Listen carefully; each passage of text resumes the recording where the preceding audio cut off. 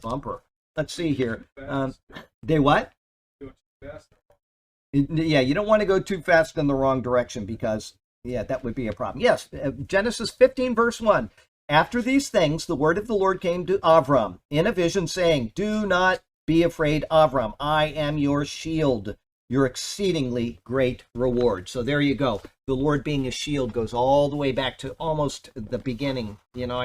Obviously the beginning after the flood, but it goes way back. And it says a few verses later, Abraham's declaration of righteousness based on his faith was announced.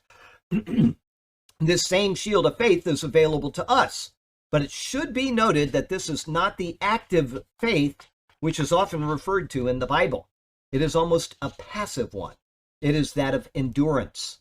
A shield is a defensive item. It is meant to protect from something. Thus it reflects the covering of God, just as was promised to Abraham. As the fiery darts come in, we can stand behind the promises of God and remain protected. These fiery darts are well described by David in Psalm 120.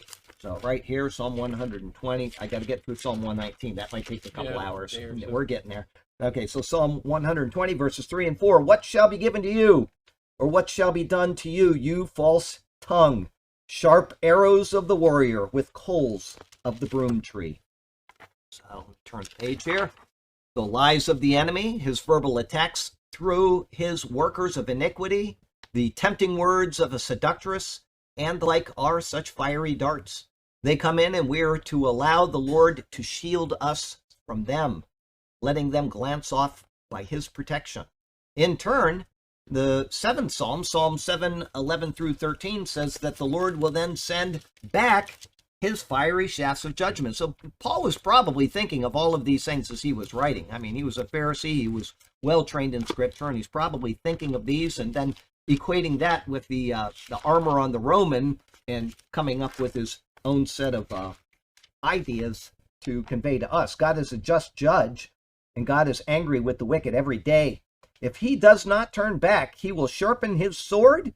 He bends his bows and makes it ready. He prepares himself for death, himself instruments of death. He makes his arrows into fiery shafts. Okay, so that's the Psalm 7 says that the Lord will send back his fiery shafts of judgment. We are to trust the Lord by relying on the promises of his word. In doing so, the darts that are coming in will not harm us, and the Lord will take care of those who so attack. Vincent's Word Studies states the following concerning the use of this armor.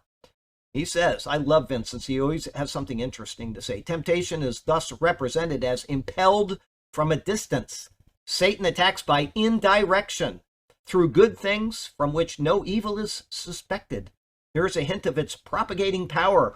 One sin draws another in its track. The flame of the fire-tipped dart spreads.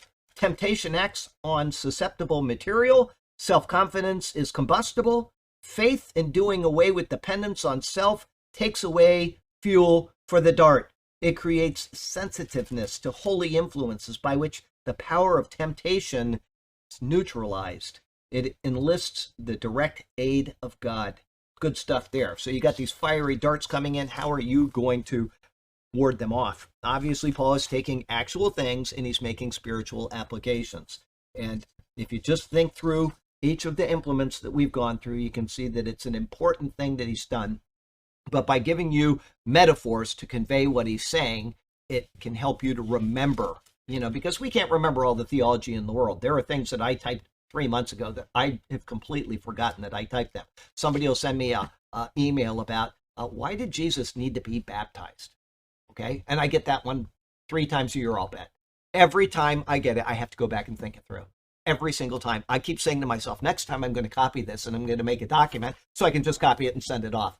But I don't want to give a wrong answer, so I sit down and I think the whole thing, oh yeah, that's, there you go. Okay, but the reason why we have these metaphors is so we don't have to have all that theology in our head. We can say, well, oh, there's a shield, and now I remember the breastplate of righteousness, all these different things. And so metaphor is a great, great tool. And every